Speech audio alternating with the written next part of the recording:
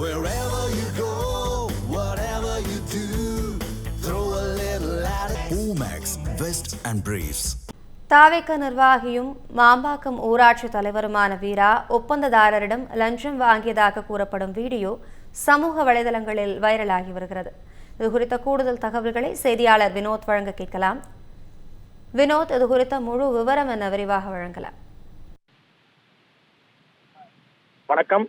திருப்போரூர் தொகுதி கேளம்பாக்கம் அடுத்த மாம்பாக்கம் ஊராட்சி மன்ற தலைவரும் தாவேகா செங்கல்பட்டு கிழக்கு மாவட்ட இணை செயலாளருமான வீரா என்பவர் ஒப்பந்ததாரரிடம் இருந்து 1.30 லட்சம் ரூபாய் லஞ்சம் வாங்கும் வீடியோ காட்சிகள் சமூக வலைதளங்களில் வெளியாகி பெரும் பரபரப்பை ஏற்படுத்தியிருக்கிறது. மாம்பாக்கம் ஊராட்சியில் ஒப்பந்ததாரர் நவீன் என்பவர் சிமெண்ட் சாலை அமைக்கும் பணிக்காக ஒப்பந்தம் என்பது 9.80 கோடி லட்சம் வரை அவர் அந்த ஒப்பந்தம் என்பதை எடுத்திருக்கிறார். அதன் பின்பு அந்த பணிகளை முடித்ததாகவும் கூறப்படுகிறது. இந்த நிலையில் முடிந்த பணிகளுக்காக தொகையை விடுவிக்க ஒப்பந்ததாரரிடம் கராராக ஊராட்சி மன்ற தலைவர் வீரா பணம் கேட்டதாக கூறப்படுகிறது. குறிப்பாக லஞ்சம் கேட்டதாக கூறப்படுகிறது. அந்த லஞ்சம் என்பது வீரா ஜிபே மற்றும் நேரடியாக பணம் பெற்றுக்கொண்டு அதனை தனது மனைவியிடம் கொடுப்பது போன்ற வீடியோ காட்சிகள் தான் வெளியாகி பரபரப்பை ஏற்படுத்தியிருக்கிறது. அது மட்டும் இல்லாமல் இந்த ஒப்பந்த பணிகளுக்காக அவர்கள் டெண்டர் எடுத்திருக்கக்கூடிய நவீன் அதற்கான தொகையை விடுவிக்க கோரிதான் அவர் கேட்டிருக்கிறார். அது அந்த பணத்தை விடுவிப்பதற்காக வீரா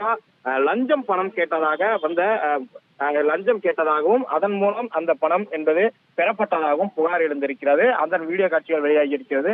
அது மட்டும் இல்லாமல் ஊராட்சி மன்ற தலைவராகவும் தாவேகா செங்கல்பட்டு கிழக்கு மாவட்ட இணைச் செயலாளராக இருக்கக்கூடிய வீரா ஏற்கனவே ஒரு ஒப்பந்தத்தில் இது போன்று லஞ்சம் பெற்றதாக தான் மாவட்ட ஆட்சியர் அவரது பதவியையும்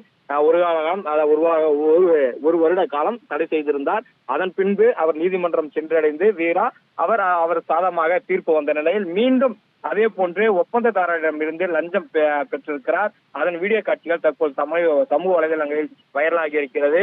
அது மட்டும் இல்லாமல் இந்த லஞ்சம் பெற்றது தொடர்பாக அதிகாரிகள் உடனடியாக இதற்கு தொடர்பாக விசாரணை நடத்தி இது உண்மையை ஆராய்ந்து உடனடியாக நடவடிக்கை எடுக்க வேண்டும் என்ற ஒரு பிரதானமான கோரிக்கை என்பது தற்போது எழுந்திருக்கிறது. தகவல்களுக்கு நன்றி வினோத்.